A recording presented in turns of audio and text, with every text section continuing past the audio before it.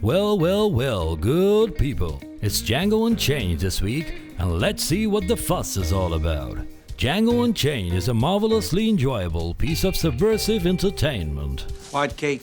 It is unlike any Tarantino film, and yet it's classic Tarantino. A stellar cast, strong action, and Tarantino's liking for the black culture. An interest in the ways that blacks and white relate has always been evident, but they've never been seen front and center to the extent they are in Django Unchained.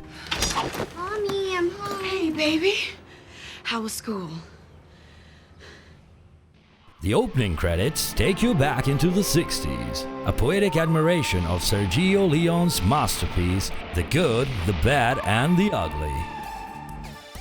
Tarantino uses the great master's technique by showing extreme long shots and then quickly zooming in to big close-ups.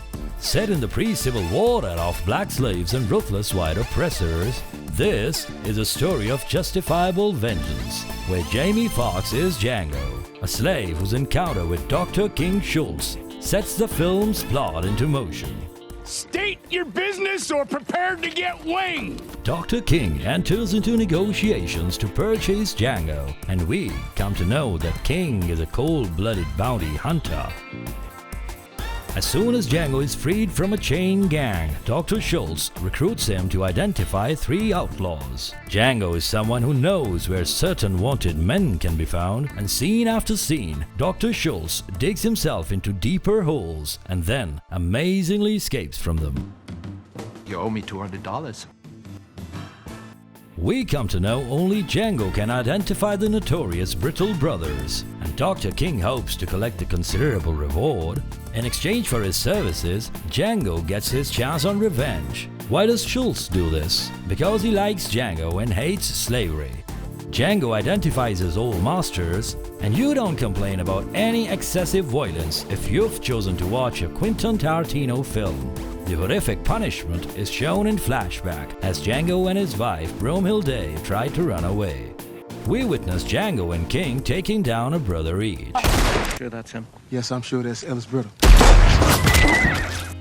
Schultz is polite and businesslike, and in no time he makes Django his sidekick and business partner, tracking down fugitives offered in the formulation "Wanted, dead or alive." It's good luck.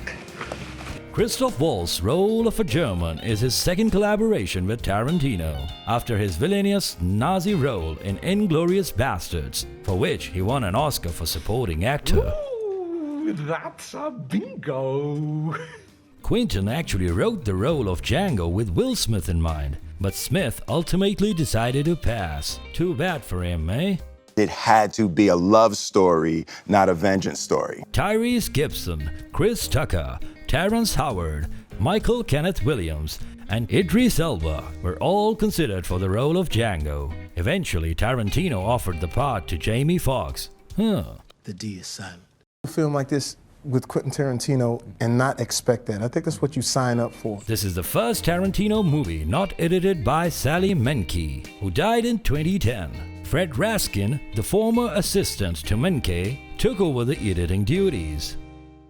After a winter spent in bounty hunting, using Django as his partner, Dr. Schultz decides to help Django win back his wife, taking the possession of Broomhilda. This search ultimately leads them to Calvin Candy, Leonardo DiCaprio, the proprietor of Candyland, an infamous plantation. Tarantino is never tired of his love for pithy dialogue, the bulk of which go to Christoph Waltz, but here Django takes time to weave its charm and deliver one of the best lines ever.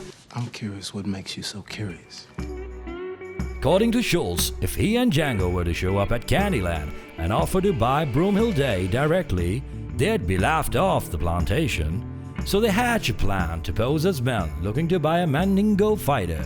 Despite the blood-spilling mayhem and action, there is an undercurrent of unpredictability throughout the film. Calvin Candy and Django confront each other in consecutive scenes, and we can always anticipate a bang with every single frame. The real surprise, however, is delivered by a nearly unrecognizable Samuel L. Jackson, who shows up in the small but memorable part of Candy's servant. He gonna stay in the big house? Stephen, he's a slaver. It's different. In the big house! He sniffs danger and yells like hell when he first catches sight of Django being treated as a free man. This is a marvelous back and forth act with Candy, and soon after, there is a truly heart-wrenching scene where Django waits for the owner of Candyland to produce his wife. We come to know she's in an underground box, a 10-day punishment for running away. Ouch! A shocking scene indeed.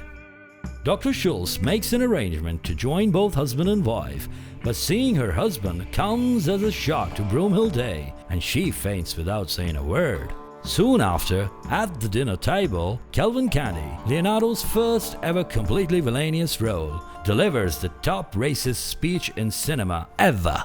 Huh, Sugar Bear? Oh, she like them niggas. Like Samson? Huh? Stephen Samuel L. Jackson soon finds the connection between Django and Broomhilda and tells his master the real reason behind Django's visit.